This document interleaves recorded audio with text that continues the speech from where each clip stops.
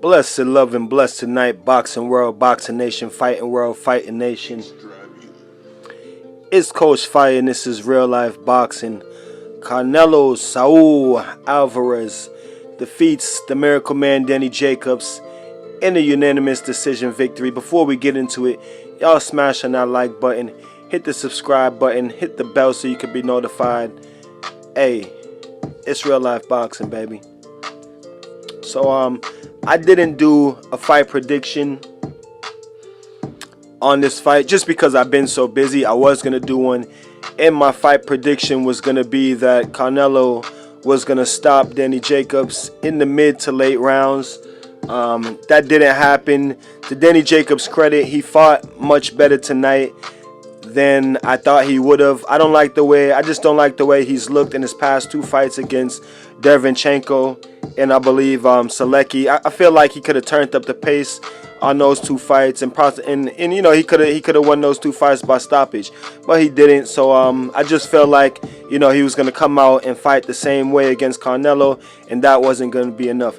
But to his credit, he fought really well. I felt like he fought the best that he could have, and he fought really well. Canelo, you know, credit to Canelo Alvarez. He came out and he fought pretty much the same way that he fought Triple G in the second fight, just pressing forward. Really nice head movement, nice upper body movement, and you know, we got to give Canelo a lot of credit for his defense. Now, both fighters were really defensively responsible. You know what I mean? Danny Jacobs' defense was pretty good, but Canelo was getting some shots off on him. You know what I mean? Canelo mixes up his punches really well. He uses his feints, and he was punching off of his head movement and off of his defense.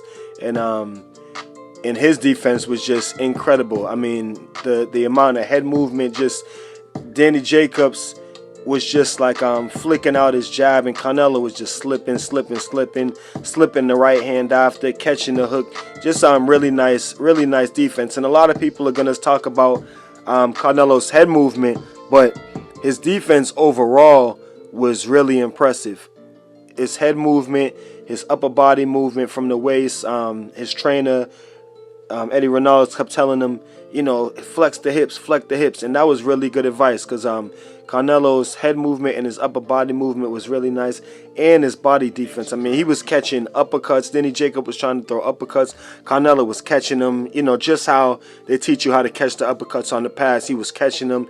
He was doing a really nice job of protecting his body, even though Danny Jacobs was doing a good job of going to his body when he got on the inside. But I just felt like Danny Jacobs' punches, he was kind of like shoe shining, you know, not throwing hard punches, you know, whereas Canelo was landing, you know, some good hard punches. And Danny Jacobs did land a nice hard, clean, like overhand right in the middle rounds, but Canelo just walked right through it. And it did look like it definitely, I don't know if it hurt Canelo, but it definitely slowed him down, because Canelo definitely he started off at a really fast pace in that round, really letting off his shots and mixing up head into the body of Danny Jacobs, and then Danny Jacobs threw that punch and caught Canelo with a real nice, hard, solid overhand right, and Canelo ate it, you know, walked right through it. Eddie Reynoso asked him, he said, when he went back to the corner, he said, "You got hit with a big shot. Did it bother you?" Canelo said, "No, it didn't bother me." So, yeah, I mean, great defense by Canelo. You know, good offense. He was pretty much walking Danny Jacobs down, you know what I mean, the whole fight. Just pushing forward. I wouldn't say he was just walking him down, pounding on him. Now, to both fighters' credit, it was a very highly skilled technical fight. You know what I mean? That's why I say both fighters were pretty much, you know, really defensively responsible. You know, both of them. But just really highly skilled technical fight. You know, both of them were respectable of the other person's skill and the other person's power. But Canelo definitely, you know, did more than enough to win the fight. Just he won most of the early rounds.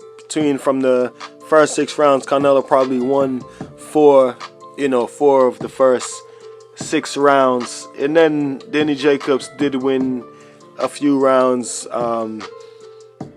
in the middle of the fight. He came on to like the middle to the end, but Canelo finished strong. Like the last few rounds were like back and forth. Danny Jacobs was coming on, but then Canelo would come on real strong. And like I said, when Danny Jacobs did hit Canelo with that nice hard clean punch, he didn't really press forward. He didn't like jump on top of Canelo. As in, every time Canelo would hit Danny Jacobs with a good punch, if he felt like it bothered him or it hurt him a little bit, Canelo would jump right on him, throw like a fury of punches. And another thing that Canelo did really well, for Danny Jacobs being the bigger man, Canelo was really physical. Every time, if they would clinch, if Danny Jacobs would hit him with a punch in the clinch, Canelo would hit him with a punch right back in the clinch. You know what I mean? If Danny Jacobs would if Danny Jacobs would hit Canelo with like one clean body shot, Canelo would come right back with a body shot. So Canelo really physical for being the smaller man. It really showed a lot of toughness and a lot of heart, walking towards Danny Jacobs, moving his head, showing them that he wasn't going to be backed up by the bigger man. I say Danny Jacobs backed up Canelo for a few minutes in the mid to late rounds. You know what I mean? Maybe not even a whole round if he was to add it up. So Canelo was just constantly coming forward, and when he wasn't coming forward, he was just standing right in front of Danny Jacobs, moving his head, letting Danny Jacobs throw his little pop shots, moving his head, slipping him, coming back with his own stuff. But good fight.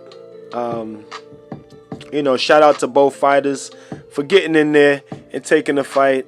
Shout out to Canelo, like I said, for just showing great defense and great skill overall. Shout out to Danny Jacobs for for fighting. Sugar Ray Leonard said he didn't fight. He didn't do enough, but like I said, I think that he did as best as he could have. Given the way he's looked in his past 2 fights, he's not getting any younger. He's only getting older. So like I said, I think he looked better tonight than he has in his past 2 fights. But I think he fought as best as he can. You know what I mean? Maybe the reason that he couldn't turn it up is because he was trying to preserve energy. He didn't want to tire himself out.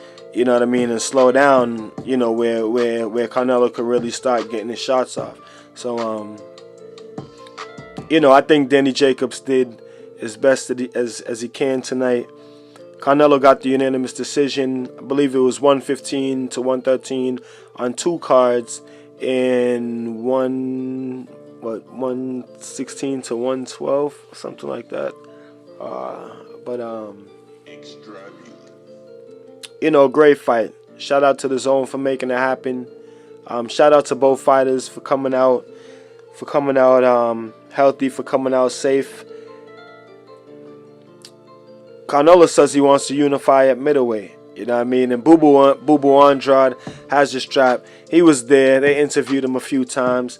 He was, doing his thing. But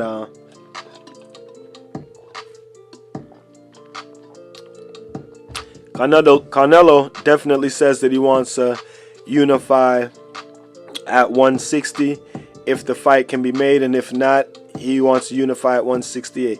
But I don't see why he wouldn't be able to unify at 160. The other belt holder is Demetrius Andrade. Jamal Charlo, I believe he's the interim WBC. So he's not a full title holder. Canelo has the full version of the WBC middleweight.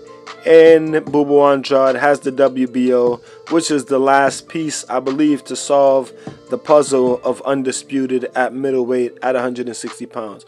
So let's see it. That would be amazing to get unified at middleweight. It hasn't been done in a long time. So that would just be great for boxing. And it would be great for Canelo's career and his legacy if he would be able to do it. And it would be also great for Boo Boo Andrade if he was able to beat Canelo and you know, pull off undisputed. So let's see it. You know what I mean? It's Coach Fire and this is Real Life Boxing. I hope you guys enjoyed the fight if you got to see it. If not, make sure you do check it out. It's on the Zone. I'm not going to tell you to subscribe. You know what I mean? I'm subscribed to it. So I'm a boxing fan and I cover boxing. So I'm subscribed to all these joints. But it was a good night of boxing. You guys hit the like button. Hit the subscribe button. Protect yourself at all times, man. Peace and one love to the world. It's Coach Fire. This is Real Life Boxing. We out.